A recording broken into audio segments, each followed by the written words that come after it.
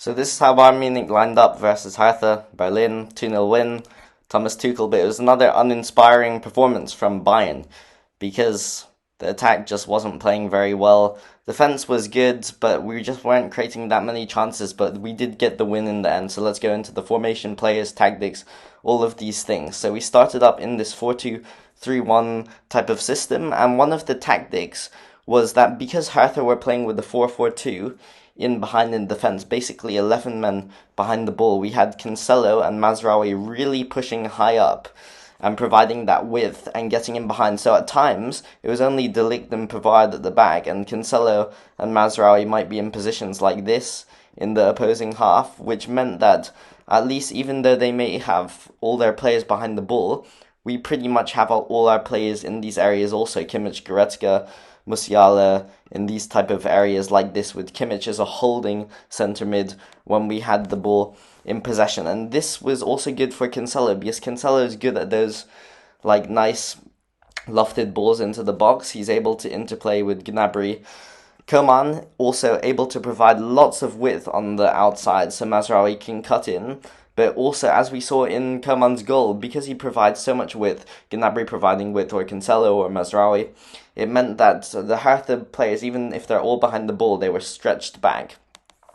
And it meant that we could create some chances, especially from these over-the-top balls through Kimmich. That's why Kimmich had so many key passes in this game, because there were so many balls over to Coman, over to Gnabry, Mane, Musiala, Goretzka, whoever, because we got those players into the box, into those positions. Word on Mazraoui, I thought he was very good in this match. Coman also good, providing the width. Gnabry in this match, I'll talk about it in the picture section later, but he had the pace and like a freshness and explosiveness that he's lacked for even years, I would say. So he had a good performance, he was alert, he was active, and he was able to fend for the danger. Mane, I'm talking about Gnabry there.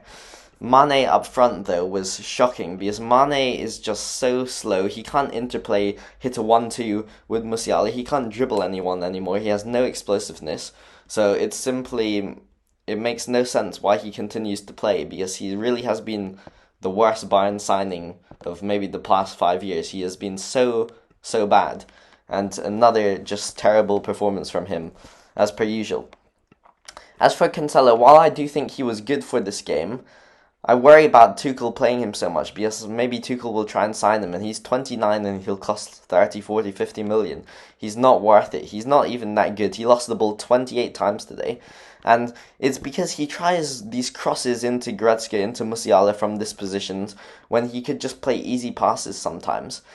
He tries to overcomplicate things. So while he played well maybe, he always overcomplicates and then it just doesn't end up well. As for the backline, De Ligt, Pavard, it was good, solid.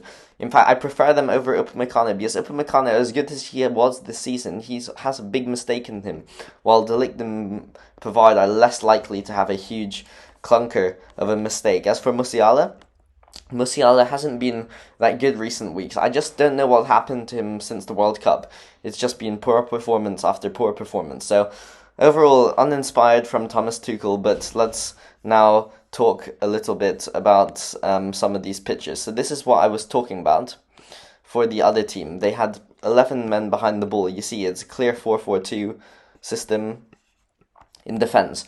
But you see they are quite narrow in this type of lineup. So if we had players, you see Mane dropping in this one, if we had players like Cancelo on the left here, it creates lots of space where the Hertha Berlin player wasn't close to them. And also on the right-hand side, you see here, I think that's Mazraoui, all open space because Hertha were defending so directly and so compactly.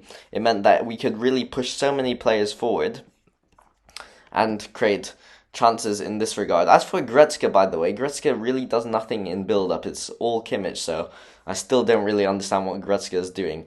And talking about Goretzka, when Gravenberch came on, Gravenberch was able to spin his man or maybe dribble in this type of position instead of just passing it. And because he has so much more dynamicism than Goretzka, it was a real upgrade for Bayern when Gravenberch came on. But anyway, so we were, this is what I was talking about with Gnabry's pace. You see here, it's like a 50-50 whether they are going to get to the ball. Gnabry gets to the ball first, but not only that, he then hits it past the defender, and it's this type of burst of pace that we hadn't seen from Gnabry many times, and he bursted past the defender, then played a great through ball, I think, through to Coman, and Coman almost scored. But see, Gnabry was on it today. He was alert, he was fast, and he was able to make a difference in the attack. Now, our key strategy was Kimmich playing these long balls. And see, as I said, unlike Cancelo, who lost the ball 28 times, Kimmich only lost the ball 10 times, yet played way more better passes. And see, Kimmich can play these balls into Mane or whoever, into Coman. But also, it's Kimmich opening up his technique. He just received the ball here from Cancelo. And you see here, he's opened up his body, so his body is facing in this direction, even though he was looking this direction when he received the ball. But once he receives it, he opens up, and therefore he's able to play this pass over to Coman. So it's just very good technique from Kimmich. And then another instant of Kimmich playing these balls in behind. You see the back four for Hertha, 4-4-2. But that meant, because Hertha were so narrow, as I said, that meant there were spaces in behind. And if Coman, who was starting his run from a very wide trajectory, then he runs inside, that meant there was space for Kimmich to find that ball. And Kimmich, see, he is playing as the lone CDM in these instances where the two midfielders are in front of him. And he was able to find Coman with this one, with the delicious ball. But it was Kimmich's ability to find these balls in behind which is so good. And then another Kimmich ball in behind. You see here, Gnabry, it's just a little weighted dink, but so good from Kimmich over to Gnabry.